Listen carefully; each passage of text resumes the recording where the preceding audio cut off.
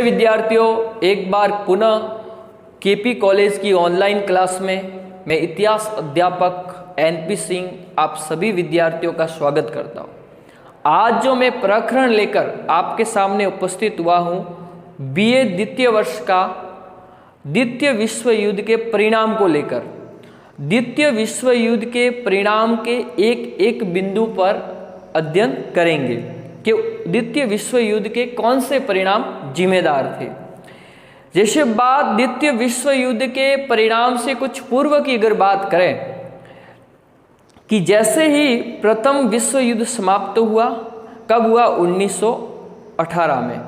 जैसे ही प्रथम विश्व युद्ध समाप्त हो जाता है तो यूरोप के लोगों का कहना था कि अब ऐसा विनाशकारी, महाविनाशकारी मानव इतिहास में युद्ध अब होगा ही नहीं। लेकिन मात्र 20 वर्ष के बाद में एक ऐसा महाविनाशकारी युद्ध प्रारंभ हो जाता है जिसे इतिहास में द्वितीय विश्व युद्ध के नाम से जाना जाता है। द्वितीय विश्व युद्ध है वो 3 सितंबर 1939 से 1945 ईस्वी तक चला। ये विश्व के दो गुटों के मध्य लड़ा गया, एक धुरी राष्ट्र, दूसरा था मित्र राष्ट्र। धुरी राष्ट्र में कई शक्तिशाली देश थे, जैसे इंग्लैंड है, अमेरिका है, इंग्लैंड, अमेरिका और फ्रांस। नहीं, मित्र राष्ट्र के अंतर्गत कौन कौन से देश थे? अमेरिका, फ्रांस और इंग्लैंड। अगली गलती हो गई है। फिर धुरी राष्ट्र के अंतर्गत जर्मनी, जापान और इटली, ये देश है। इन देशों के मध्य एक ऐतिहासिक युद्ध लड़ा जाता है। कौन सा? द्वितीय विश्व युद्ध। द्वितीय विश्व युद्ध के कई कारण जिम्मेदार थे। द्वितीय विश्व युद्ध हुआ, पूरा हुआ, और उसके युद्ध के हमारे ऊपर क्या परिणाम पड़े, द्वितीय विश्व युद्ध के कौन से परिणाम निकले, इस बिंदुओं पर अपन बात करेंगे कि द्वितीय विश्व युद्ध के परिणाम। जन धन की भीषण हानि हुई। क्या परिणाम हुआ? जन धन की भीषण हानि हुई। यूरोपीय प्रभुत्व का क्या हुआ? अंत हुआ। यूरोपीय कुछ शक्तियां थी, जर्मनी, जापान, इंग्लैंड, फ्रांस, इन शक्तियों का क्या हुआ? अंत हुआ। दो महाशक्तियों का उदय हुआ। यूरोप के अंदर बहुत सारी शक्तिशाली देश थे, उनका तो अंत हुआ, और वहां पर दो महाशक्तियां देखने को मिली। वो कौन सी महाशक्ति है, इस बिंदु पर अपन बात करेंगे। सामाजिक और आर्थिक प्रभाव भी द्वितीय विश्व युद्ध का लोगों के ऊपर, जनता के ऊपर सामाजिक और आर्थिक प्रभाव भी पड़ा। लोकतंत्र को प्रोत्साहन। जब द्वितीय विश्व युद्ध से पहले क्या था कि साम्राज्यवादी कई देश थे, साम्राज्यवादी विचारधारा के थे, जैसे इटली, जर्मनी वगैरह ये देश है। इन साम्राज्य विचारधारा का तो हो गया अंत, और इस साम्राज्यवादी विचारधारा का अंत होने के बाद एक नई विचारधारा प्रचलन में आई, वो थी लोकतांत्रिक विचारधारा, यानी लोकतंत्र की स्थापना हुई। उपनिवेशों में नवजागरण। देखो, उपनिवेश का मतलब होता है शक्तिशाली देश का निर्बल एवं कमजोर देश पर सामाजिक, आर्थिक और सैनिक दृष्टि से उसके ऊपर आक्रमण यानी आधिपत्य स्थापित करना उपनिवेश कहलाता है। चलो, संयुक्त राष्ट्र संघ की स्थापना। द्वितीय विश्व युद्ध के बाद कई देशों ने मिलकर एक राष्ट्र बनाया। जैसे प्रथम विश्व युद्ध के बाद राष्ट्र संघ की स्थापना हुई, इसी प्रकार द्वितीय विश्व युद्ध के बाद संयुक्त राष्ट्र संघ की स्थापना हुई। 24 अक्टूबर 1945 की बात है। एक राष्ट्र संघ बना जिसका उद्देश्य था कि विश्व में शांति व्यवस्था स्थापित करना, जो अराजकता फैली हुई है उसमें शांति व्यवस्था स्थापित करना, ये उद्देश्य हुआ करते थे। विश्व शांति संधियां। द्वितीय विश्व युद्ध समाप्त हुआ तो कई देशों में अराजकता फैल गई, विद्रोह होने लगे, युद्ध होने लगे, जगह जगह आर्थिक स्थितियां खराब हो गई। तो मित्र राष्ट्रों और दूरी राष्ट्रों के मध्य कई देशों ने मिलकर कुछ समझौते किए और संधियां की।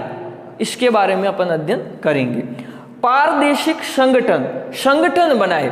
उन्होंने शांति व्यवस्था स्थापित करने के लिए कई पश्चिमी देशों ने मिलकर संगठन बनाए। कई दक्षिणी पूर्वी देशों ने मिलकर संगठन का निर्माण किया, साम्यवादी देशों ने संगठन बनाया और इस संगठन का प्रमुख उद्देश्य था अपने शस्त्रीकरण को बढ़ाना और अपने देश को शक्तिशाली बनाना। इन संगठनों का प्रमुख उद्देश्य था। चलो हम एक एक बिंदु पर बात करेंगे कि द्वितीय विश्व युद्ध का कौन सा परिणाम निकला, कि द्वितीय विश्व युद्ध में कौन सा परिणाम। पहले परिणाम की बात करें, जन धन की भीषण हानि। जैसे ही द्वितीय विश्व युद्ध समाप्त हुआ, द्वितीय विश्व युद्ध 1945 में, द्वितीय विश्व युद्ध समाप्त होने के कारण भीषण जन धन की हानि हुई। कैसे हानि हुई कि इस युद्ध में कई सैनिक लड़े थे। आंकड़ों के हिसाब से देखा जाए तो द्वितीय विश्व युद्ध में 2 करोड़ 20 लाख व्यक्ति मारे गए, इतने व्यक्ति मारे गए थे। और घायलों की संख्या तो बहुत होता थी, 3 करोड़, कितने 3 करोड़ और 30 लाख व्यक्ति घायल हो गए। ये आंकड़ों के अनुसार बात करें। सरकारी आंकड़ों की अगर हम बात करें, देखो उसमें व्यय की बात करें कि कितने पैसे व्यय हुए, तो कई खरब यानी अरबों पैसे, जैसे बात करें तो 10 खरब और 99 अरब लगभग पैसे इतने खर्च हुए, जिसके कारण कई देशों का दूसरे देशों से कर्जा भी लेना पड़ा और उनकी आर्थिक स्थिति इतनी दयनीय हो गई कि 2 वक्त की रोटी भी उनको नसीब नहीं हो रही थी। चलो हम आंकड़ों की बात करें। चलो, द्वितीय विश्व युद्ध के बाद जनधन की भीषण हानि हुई। इस युद्ध में कितने व्यक्ति मारे गए? मारे गए व्यक्तियों की जो संख्या थी, मारे गए द्वितीय विश्व युद्ध में, कौन से विश्व युद्ध की बात कर रहे हैं अपन? द्वितीय विश्व युद्ध का क्या परिणाम लिया? जनधन यानी द्वितीय विश्व युद्ध। ये द्वितीय विश्व युद्ध प्रारंभ कब हुआ? 3 सितंबर 1939 ईस्वी को, और समाप्त कब हुआ? 1945 ईस्वी को। इसमें उसके जनधन की क्या हानि हुई? यह युद्ध एक ऐतिहासिक विनाशकारी, मानव इतिहास का सबसे बड़ा विनाशकारी युद्ध था, महाविनाशकारी द्वितीय विश्व युद्ध। और इसी द्वितीय विश्व युद्ध में कितने व्यक्ति मारे गए? मारे गए व्यक्तियों की संख्या, मारे गए व्यक्ति, कितने व्यक्तियों की मृत्यु हुई, मारे गए व्यक्तियों की संख्या की बात करें तो उसमें 2 करोड़, कितने इतने व्यक्ति मारे, 2 करोड़ 20 लाख व्यक्ति मारे गए थे। कितने? 2 करोड़ 20 लाख व्यक्ति मारे गए। और घायल कितने हुए? तो घायलों की जो संख्या थी, घायल हुए थे उसमें 3 करोड़ 30 लाख व्यक्ति घायल हो गए द्वितीय विश्व युद्ध में, 3 करोड़ 30 लाख। और कई मतलब जैसे 10 अरब व्यय हुआ था, 10 अरब और 10 खरब और 99 खरब के समथिंग मतलब पैसे, अरब के समथिंग पैसे यहां पर खर्च और व्यय हुआ था द्वितीय विश्व युद्ध में। अपन बात करें दूसरे यूरोपीय प्रभुत्व का अंत हो गया। द्वितीय विश्व युद्ध के समय में यूरोप में बहुत शक्तिशाली देश थे। उदाहरण की बात करें, जर्मनी, जापान और इटली भी शक्तिशाली देश थे। यहाँ पर साम्राज्यवादी विचारधारा थी। इंग्लैंड, फ्रांस और अमेरिका थे, वो मित्र राष्ट्र थे, ये भी शक्तिशाली क्या थे? देश थे। लेकिन द्वितीय विश्व युद्ध के बाद क्या हुआ? ये जितने भी शक्तिशाली देश थे, जैसे Germany, Italy, Japan, England, France आदि का अंत हो गया। इस द्वितीय विश्व युद्ध में उनका अंत हो गया। और वहां पर यूरोप के रंगमंच, यानी इस रंगमंच पर अगर बात करें तो 2 शक्तियां वहां पर देखने को मिली। एक संयुक्त राज्य अमेरिका और सोवियत रूस, ये 2 शक्तियां उभर कर हमारे सामने आई। 2 शक्तियां हमारे उभर कर अपने सामने आई। द्वितीय विश्व युद्ध जैसे ही समाप्त हुआ और समाप्त होने के बाद यूरोपीय प्रभुत्व का अंत हुआ। यूरोप में बहुत सारे देश देखो, जैसे इटली है, इटली, फ्रांस, इंग्लैंड आदि देश थे। ये आदि देश थे, इन यूरोपीय शक्तियां थी, ये शक्तिशाली देश थे, यूरोपीय शक्तियों का क्या हो गया, अंत हो गया। और वहां पर दो महाशक्तियां देखने को मिली। वो दो महाशक्तियां कौन सी थी? एक तो है सोवियत रूस। कौन सी? सोवियत रूस। दो शक्तिशाली देश, दो शक्तिशाली देश देखने को मिले। एक संयुक्त राज्य अमेरिका। कौन सा? संयुक्त राज्य अमेरिका। ये दो शक्तियां उस समय देखने को मिली। ये दो शक्तियों का उदय हुआ। किसमें? यूरोपीय शक्तियों का क्या हो गया? अंत हो गया। बात करें तीसरे बिंदु की, अपन बात करेंगे किसके? देखो ये यूरोपीय शक्तियां पूरी तरह से, देखो इटली में जैसे देखो तानाशाही शासन था, किसका था? तानाशाही शासन मुसोलिनी का था। इस साम्राज्यवादी विचारधारा का व्यक्ति था। और बात करें अपन इटली की, तो इटली में तानाशाही शासन था, किसका? हिटलर का था। इसकी भी नीति क्या थी? साम्राज्य। तो इन शक्तियों का पूरी तरह से क्या हुआ? अंत हुआ। मतलब ये शक्तियां पूरी तरह से क्या बन गई? पंगु बन गई थी। उनकी आर्थिक स्थिति बहुत खराब हो गई थी। चलो अपन दूसरे बिंदु की बात करें। दूसरे बिंदु की अगर हम तीसरे बिंदु की बात करें, अपन एक एक बिंदु पर बात करेंगे, आप अंतिम समय तक मेरे साथ बने रहे। दो महाशक्तियों का उदय। उस समय यहां पर दो महाशक्तियां देखने को मिली। देखो एक तो है सोवियत रूस, जो वर्तमान में भी है, ये शक्तिशाली देश है। और रूस और यूक्रेन का क्या चल रहा है?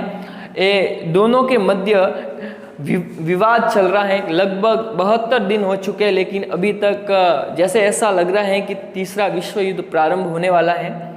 देखो सोवियत रूस और दूसरा है संयुक्त राज्य अमेरिका। दो महाशक्तियां देखने को मिली। कितनी? दो महाशक्तियों का उदय हुआ। कब? इस दो महाशक्तियां। इसमें क्या हुआ कि जैसे ही इन सारी यूरोपीय जो शक्तिशाली देश थे उनका अंत हो गया, और द्वितीय विश्व युद्ध के बाद में यह अनुभव किया गया कि अब विश्व में दो ही महाशक्तियां हैं। एक तो है सोवियत रूस और दूसरा है संयुक्त राज्य अमेरिका। दो महाशक्तियां ही बची है। दो महाशक्तियों का द्वितीय विश्व युद्ध के बाद में क्या हुआ? उदय हुआ। द्वितीय विश्व युद्ध कब हुआ था? 3 सितंबर। कब हुआ? 3 सितंबर 1939। कब तक चला? 1945 ईस्वी तक। और ये महाविनाशकारी युद्ध था। चलो अपन बात करें सामाजिक और आर्थिक प्रभाव की। जैसे ही द्वितीय विश्व युद्ध समाप्त हो जाता है तो लोग आर्थिक और सामाजिक स्थिति उनकी बहुत दयनीय और खराब हो जाती है। ऐसा माना जाता है कि द्वितीय विश्व युद्ध के बाद में जर्मनी पूरी तरह से पंगु बन गया था। इंग्लैंड,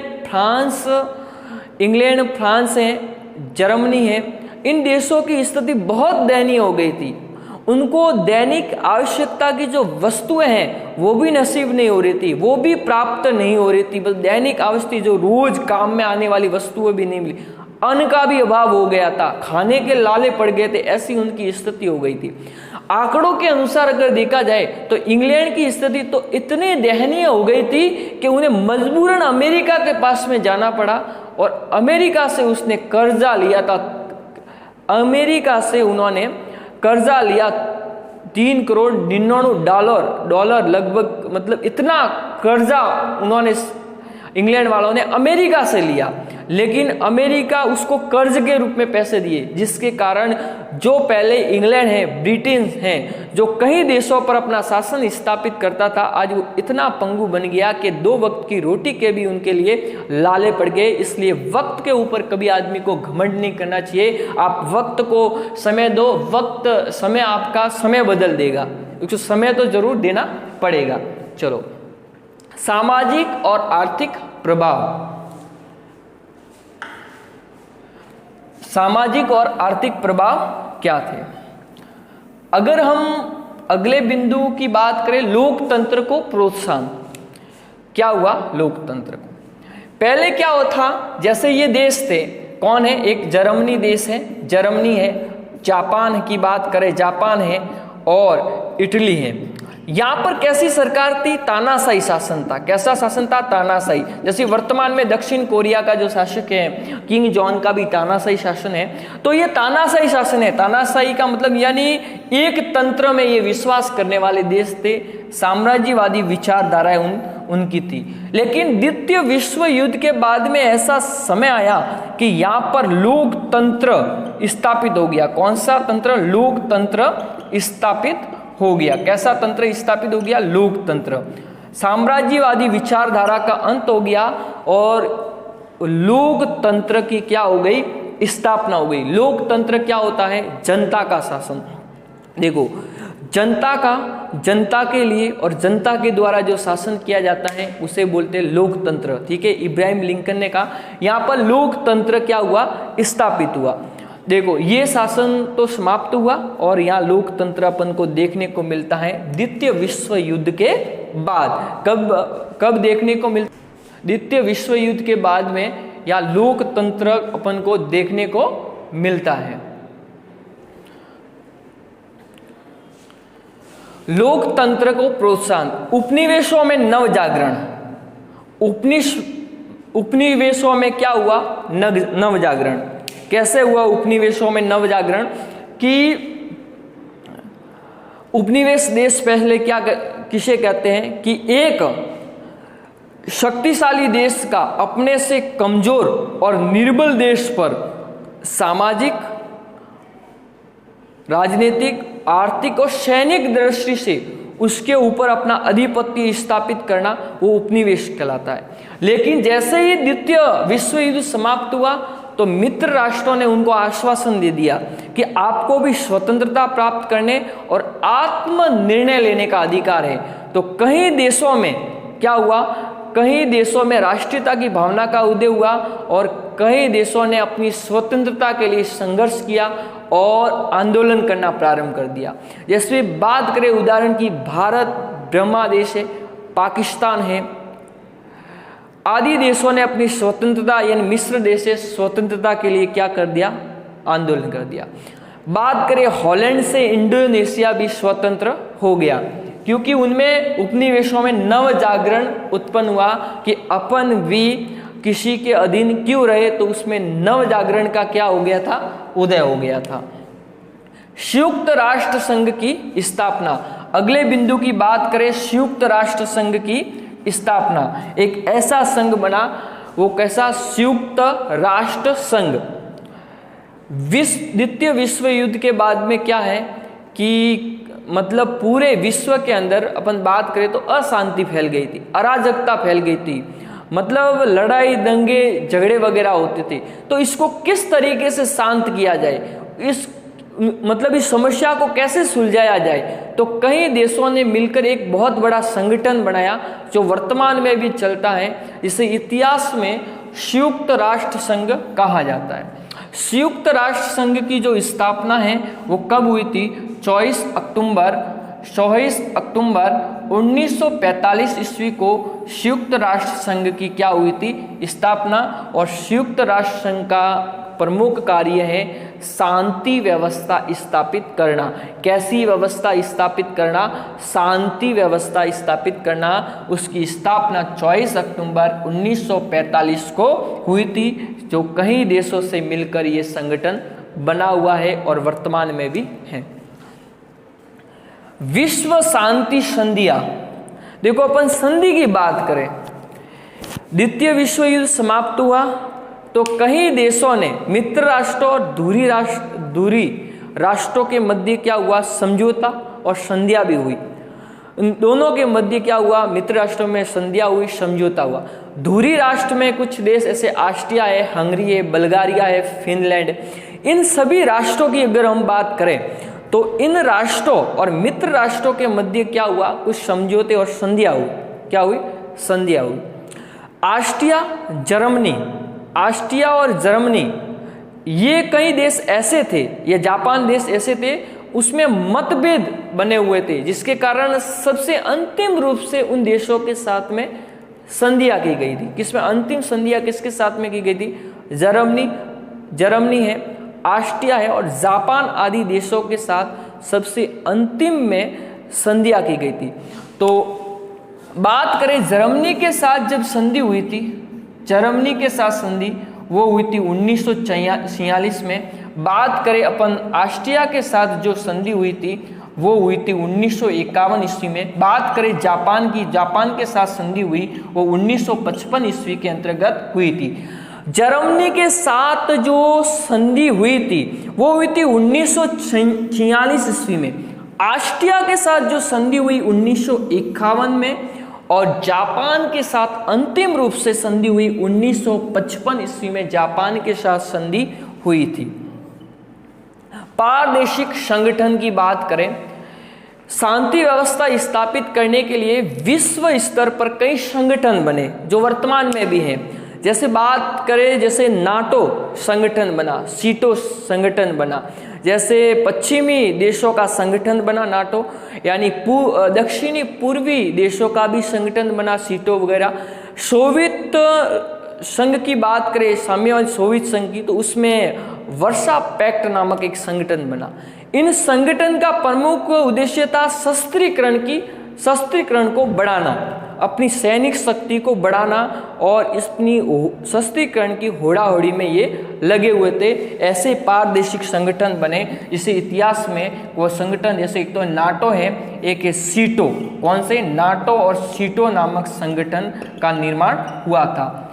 हमने एक एक द्वितीय विश्व युद्ध के परिणाम के एक एक बिंदु पर बात की है, जैसे जन धन की भीषण हानि, यूरोपीय प्रभुत्व का अंत, दो महाशक्तियों का उदय, सामाजिक आर्थिक प्रभाव, लोकतंत्र को प्रोत्साहन, उपनिवेशों में नवजागरण, संयुक्त राष्ट्र संघ की स्थापना, विश्व शांति संधियां, पारदेशिक संगठन। अगले द्वितीय विश्व युद्ध के परिणामों के बारे में हमने पढ़ा।